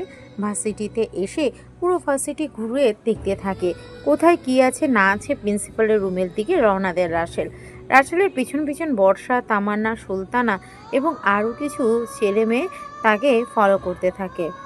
রাসেল ধীরে ধীরে প্রিন্সিপালের কেবিনে উঁকি মারতে থাকে।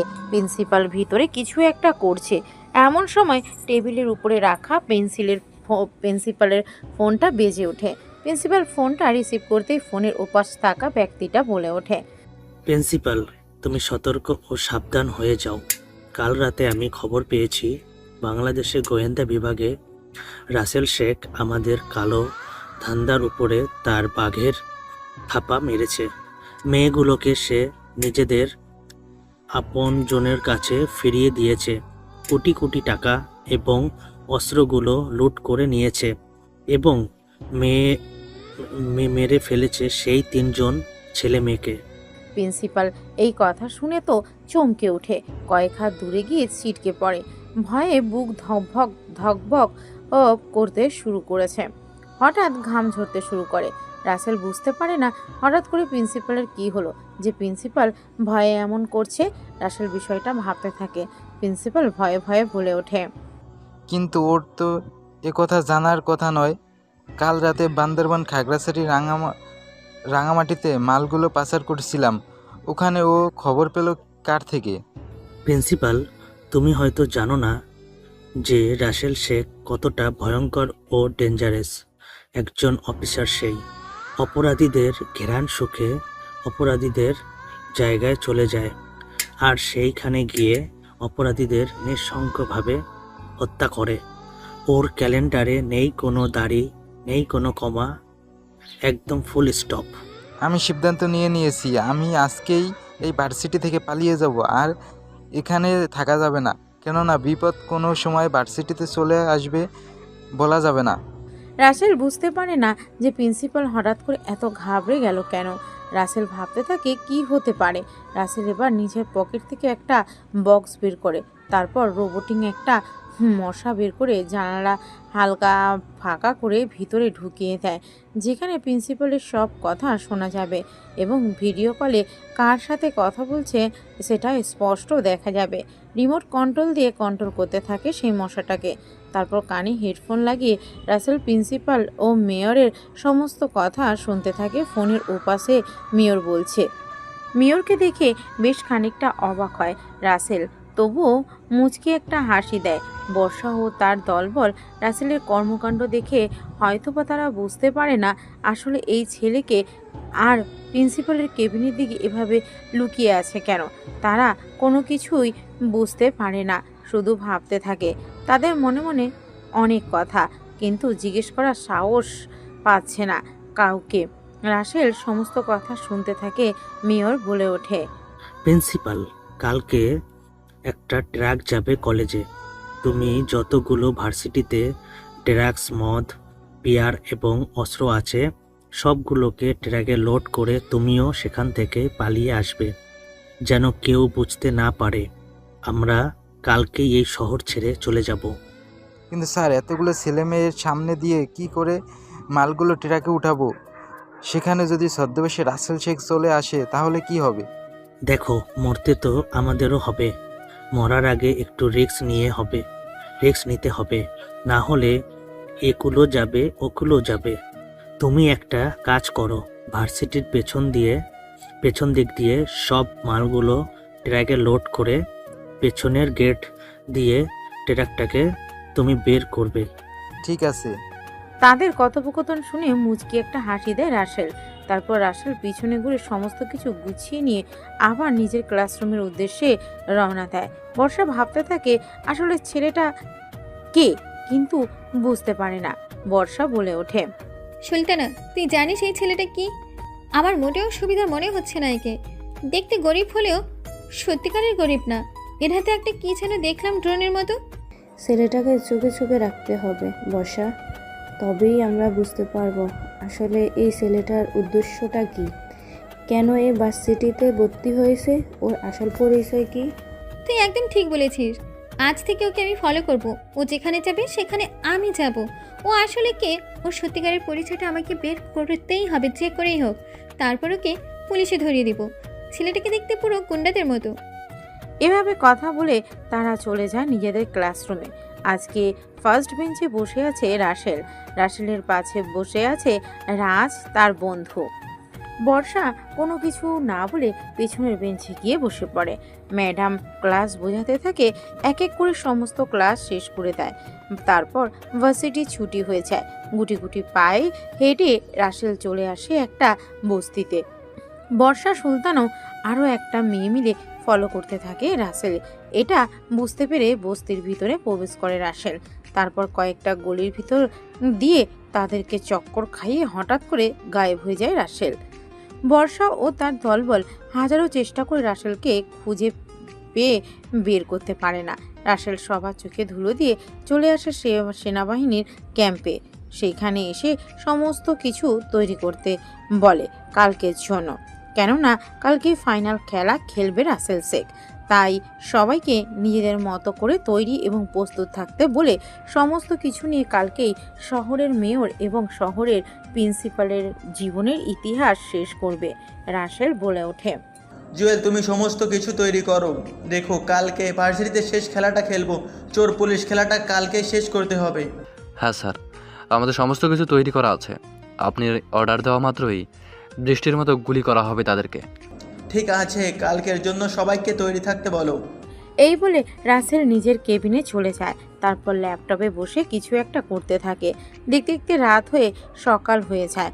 ভার্সিটিতে প্রবেশ করছে অসংখ্য ছাত্রছাত্রী। রাসেল আজকে একটু স্মার্ট হয়ে এসেছে। আজকে একটু ভার্সিটিতে বেশি ছেলে পেলে দেখাচ্ছে। অন্যদিকে কলেজের পেছন দিয়ে ট্রাক প্রবেশ করছে। প্রিন্সিপাল এক এক করে ট্রাকে সমস্ত জিনিসপত্র লোড করতে থাকে। ছদ্মবেশে প্রবেশ করেছে রাসেলের অনেকগুলো সেনাদল। ট্রাকটা লোড করা শেষ যখন এটা চলে যেতে নিবে, এমন সময় প্রিন্সিপালের পায়ে বেশ কয়েকটা গুলি করে। গুলি শব্দে পুরো ভার্সিটি কেঁপে ওঠে। প্রিন্সিপাল মাটিতে লুটিয়ে পড়ে। ট্রাকের ভিতরে থাকা ছেলেপেলেগুলো বের হয়ে আসে। রাসেলের দলের সাথে সংঘর্ষ লেগে যায় প্রিন্সিপালের ছেলেপেলে শুধু ভার্সিটিতে গোলাগুলির শব্দ শুনে ছাত্রছাত্রীরা এদিক ওদিক ভয়ে দৌড়াদৌড়ি শুরু করে দেয়। কোণের এক আড়াল থেকে বর্ষা লুকিয়ে দেখতে থাকে রাসেল গুলি করেছে প্রিন্সিপালকে। বিরাট রকমের একটা সংঘর্ষ তৈরি হয়ে যায়। এক এক করে প্রিন্সিপালের সমস্ত ছেলেকে মেরে ফেলে। তারপর প্রিন্সিপালকে মাটিতে টানতে টানতে নিয়ে আসে ভার্সিটির সামনের সাথে ট্রাকটা। এমন সময় সেখানে মেয়র এসে উপস্থিত হয়। রাসেল কোনো কিছু বলে ওঠার আগে মেয়র রাসেলের উপর গুলি চালায়। হঠাৎ আচমকা হওয়াতে রাসেলের ডান হাতে গুলি লাগে।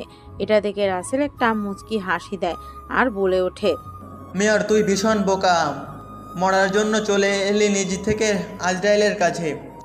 কথাটা শুনে মেয়র উচ্চস্বরে মুচকি একটা হাসি দেয় আর বলে ওঠে, আমি ভালো করেই জানি যে আমি বেঁচে থাকবো না, কিন্তু আমি মরার সাথে সাথে তোমাকেও মেরে মরব, কারণ তুই একটা ক্রিমিনাল অফিসার। তোর মতো সন্ত্রাসী অফিসাররা এই বাংলাদেশে মাটিতে আছে বলেই আমাদের মতো সাধু ব্যবসায়ীরা ব্যবসা করতে পারে না। মেয়র কথা বলছে, অন্যদিকে রাসেলের ডান হাত ঝুয়ের পিছন থেকে এসে মেয়রের কোমর বরাবর মারে এক লাথি। কয়েকটা আছাড় খেয়ে উল্টে পড়ে মেয়র। এরপর রাসেল আরও কয়েকটা লাথি মারে। মেয়র একটু মোটা থাকায় অল্পতেই হাঁপিয়ে গেছে। পাশে একটা রামদা ছিল, সেটা দিয়ে প্রিন্সিপাল মেয়রের দুই চার হাত পা কেটে ফেলে। এটা দেখে বর্ষা সহ তার উপস্থিত থাকা সকলে এক গগন কাঁপানো চিৎকার দেয়। রাসেল বলে ওঠে, আমার হাতে যে অপরাধী ধরা পড়ে তাকে হয় পরপারে, আর না হলে গৌরস্থানে। কথাটা বলে এলোপাথারি ছুরি দিয়ে পেটের মধ্যে আঘাত করতে থাকে। মিনিটে প্রায় 135টার বেশি ছুরি দিয়ে আঘাত করেছে মেয়রের পেটে।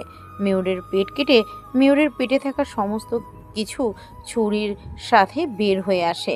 মেয়র সেখানেই মৃত্যুর দুয়ারে ঢলে পড়ে এবং প্রিন্সিপালের গলার উপরে চালিয়ে দেয় তলোয়ারটা। প্রিন্সিপাল গলা কাটা মুরগির মতো ছটপট করতে থাকে। ছটপট করতে করতে সেখানে মারা যায়। এমন সময় আকাশ থেকে 5-5টা হেলিকপ্টার আসে। হেলিকপ্টারগুলো ভার্সিটির মাঠে ল্যান্ড করেন। হেলিকপ্টারগুলো থেকে বেরিয়ে আসে মন্ত্রী, ম্যাজিস্ট্রেট, আইনমন্ত্রী, স্বরাষ্ট্রমন্ত্রী, রাষ্ট্রমন্ত্রী, রেলমন্ত্রী। রাসেল তাদেরকে দেখে বলে ওঠে, আর এখানে সমস্ত কিছুর প্রমাণ আছে। এদেরকে মারা হয়েছে কারণ এরা খারাপ কাজের সাথে যুক্ত ছিল। ম্যাজিস্ট্রেট রাসেলের কাছ থেকে সমস্ত প্রমাণ নিয়ে উড়াল দেয় হেলিকপ্টার নিয়ে। আবারও তারা নিজ গন্তব্যে একটি হেলিকপ্টার। মন্ত্রী যেখানে উপস্থিত আছে, মন্ত্রী বলে ওঠে, বাবা, তোমার কোনো ক্ষতি হয়নি তো? তুমি এত বড় মিশনে এসেছো, আমাকে যদি একটু আগে জানাতে তাহলে তোমার সুরক্ষার ব্যবস্থা করতাম। মন্ত্রীর কথা শুনে তো বর্ষা অবাক, কেননা মন্ত্রী রাসেলকে বাবা বলে ডাকছে। এটা দেখে বর্ষা বলে ওঠে, বাবা, তুমি এই খুনি সন্ত্রাসী ক্রিমিনালটাকে বাবা বলে ডাকছো আর স্যার বলছো কেন? তুমি হলো এই শহরের মন্ত্রী, আর সে একটা টোকাই কোথা থেকে উঠে এসেছে তা জানা নেই, আর তুমি কিনা তাকে স্যার বলছো? মন্ত্রী কথা শুনে বেশ রেগে যায়। দৌড়ে এসে পরপর বেশ কয়েকটা থাপ্পড় লাগিয়ে দেয় বর্ষার গালে। চিৎকার মেরে বলে ওঠে, তুই কাকে কি বলছিস? তুই জানিস উনি কে? উনি হচ্ছে বাংলাদেশ সেনাবাহিনীর কমান্ডো একজন অফিসার। ওনার নাম হচ্ছে রাসেল শেখ। বর্ষার রাসেল শেখ নামটা শুনে তো চমকে ওঠে। উপস্থিত থাকা ভার্সিটির সবাই চমকে ওঠে। অবাক দৃষ্টিতে এক নয়নে তাকিয়ে আছে বর্ষা রাসেলের দিকে। রাসেল একটা মুচকি হাসি দেয় আর সবার উদ্দেশ্যে বলে ওঠে, এখানে ভয় পাওয়ার কোনো কিছু নেই। আমি এখানে অপরাধীকে ধরতে এসে একটা মিশনে। তোমাদের সাথে থেকে আমার বেশ ভালো লেগেছে, তবে ভার্সিটির স্বভাব চরিত্র ভালো লাগেনি। রাসেলের মুখে এই কথা শুনে সবাই মাথা নিচু করে ফেলে। মন্ত্রী রাসেলের সামনে এসে দাঁড়ায় আর বলে ওঠে, স্যার, একটা কথা বলতাম যদি কিছু মনে না করতেন। আমি শহরের মন্ত্রী হয়ে আপনাকে অনুরোধ করছি, আপনি আমার মেয়েটাকে বিয়ে করেন। রাসেল তো মন্ত্রীর মুখে এই কথা শুনে অবাক হয়ে যায়। রীতিমতো রাসেল ভ্যাবাচ্যাকা খেয়ে ফেলে। বর্ষা তো চোখগুলো বড় বড় করে তাকিয়ে আছে তার বাবার দিকে। পুরো কলেজের ছাত্রছাত্রী, শিক্ষক শিক্ষিকা হাঁ করে মন্ত্রীর দিকে তাকিয়ে আছে। মন্ত্রী আবার বলে ওঠে, স্যার, আসলে আমার মেয়েটা আপনার সাথে বিয়ে কেন দিতে চাচ্ছি সেটার কারণ আছে। কারণ আমার মেয়ে বদরাগী। আপনার মতো একজন অফিসারের হাতে আমার মেয়েকে তুলে দিলে আমার মেয়েটা হয়তো সঠিক পথে আসতে পারে। প্লিজ প্লিজ স্যার, আমি আপনাকে অনুরোধ করছি না। রাসেল কি করবে বুঝতে পারে না, ভাবতে থাকে। রাসেল বর্ষাকে পছন্দ করেছে, কিন্তু সে বলতে পারে না, কারণ তার জীবনে কোনো সিকিউরিটি নেই। যখন তখন পরপারে পাড়ি জমাতে পারে। তাই রাসেল আজ পর্যন্ত কোনো মেয়ের দিকে তাকায়নি। নিজের কাজ এবং ডিউটিকে সম্মান করে এসেছে। মন্ত্রী বারবার অনুরোধ করতে থাকে। রাসেল তার অনুরোধ ফিরিয়ে না দিতে পেরে বলে ওঠে, ঠিক আছে, আমি আপনার মেয়েকে বিয়ে করতে রাজি আছি। বিয়ের যত তাড়াতাড়ি সম্ভব দেওয়ার ব্যবস্থা করেন। একথা শুনে বর্ষা রেগে গিয়ে তেড়ে এসে বলে ওঠে, আমি ওনাকে বিয়ে করতে পারবো না। ওনার মতো একজন রাগী অফিসারকে বিয়ে করার আমার কোনো ইচ্ছে নেই। আর বাবা, আমি এখন বিয়ে করতে চাই না। এসব আমাকে বুঝিয়ে কোনো লাভ নেই। চুপ, বেয়াদব মেয়ে কোথাকার! এক চরে দাঁতের দাঁত পাটি ফেলে দিব। আমার উপরে কথা বলো। আমি সিদ্ধান্ত নিয়েছি তোমাকে বিয়ে দিব, মানে বিয়ে দিব। বাবা, তুমি এটা আমার সাথে করতে পারলে? তুমি আমার দাঁত কপাটি ফেলে দিবে? এরকম একটা রাগী ডেঞ্জার ভয়ঙ্কর খুনি কিলারকে আমাকে বিয়ে করতে হবে? একথা শুনে সবাই হেসে দেয়। তারপর মন্ত্রী আর কোনো কথা না শুনে বর্ষাকে নিয়ে চলে যায়। এক এক করে ভার্সিটির সবাই রাসেলের কাছে ক্ষমা চায়। রাসেল সবাইকে ভালো হতে পারে। হেলিকপ্টারে চড়ে উড়াল দেয় সেনাবাহিনীর উদ্দেশ্যে। দেখতে দেখতে বিয়ের সময় চলে আসে। আজ রাসেলের বিয়ে। পরপর 35টা গাড়ি বেরিয়ে গেছে বাংলো থেকে। তারপর মন্ত্রীর বাড়িতে চলে আসে। দেখতে দেখতে বিয়ের সব কিছু হয়ে যায়। এরপর বর্ষাকে নিয়ে হেলিকপ্টারে বসে রাসেল উড়াল দেয় তার বাড়ির উদ্দেশ্যে। বাড়িটাকে অপরূপ সুন্দর করে সাজিয়েছে। ঘরের মধ্যে বসে আছে বর্ষা। রাসেল ভিতরে প্রবেশ করে রাসেলকে দেখে বর্ষা বলে ওঠে, আপনাকে বিয়ে করেছি বলে আপনি কিন্তু স্বামীর অধিকার চাইতে আসবেন না। আপনার মতো ভয়ঙ্কর মানুষের সাথে আমি এক রুমে থাকতে পারবো না। তোমার মতো একটা বেয়াদব মেয়েকে আমি আলাদা কোনো রুমে থাকতে দেব? আমার পরিবারের সমস্যা হওয়ার জন্য আমি আমার বেয়াদব বউকে আজকেই বোঝাবো যে রাসেলের পাওয়ার কতটা। আপনাকে সাবধান করলাম, বলে দিলাম আপনি কিন্তু আমার দিকে আসবেন না। না হলে কিন্তু এই ফল কাটা ছুরি দিয়ে আপনার গলার শিরা কেটে দিব। আজকে যাই হয়ে যাক না কেন, রাসেলের পাওয়ার দেখিয়ে ছাড়বে যে রাসেল কতটা ডেঞ্জারাস। আপনাকে সাবধান করছি, কিন্তু আমার দিকে এভাবে এগিয়ে আসবেন না, নাহলে কিন্তু খুব খারাপ হয়ে যাবে। রাসেল কোনো কথা শোনে না, ধীরে ধীরে এগিয়ে যেতে থাকে। বর্ষা ভয়ে পিছুতে থাকে। একসময় খাটে গিয়ে আটকে যায়। রাসেল চেপে ধরে বর্ষাকে। তারপর আলতো করে 2 ঠোঁট 4 ঠোঁটের রূপান্তরিত করে। তারপর হালকা করে বিছানার উপর ফেলে দিয়ে রাসেল বর্ষার উপরে উঠে নিজের মতো করে কিস করতে থাকে বর্ষাকে। ধীরে ধীরে বর্ষা রাসেলের কাছে সব কিছু বিলিয়ে দিতে থাকে। ভালোবাসার মধ্য দিয়ে গল্পটাকে এখানে শেষ করে দিলাম।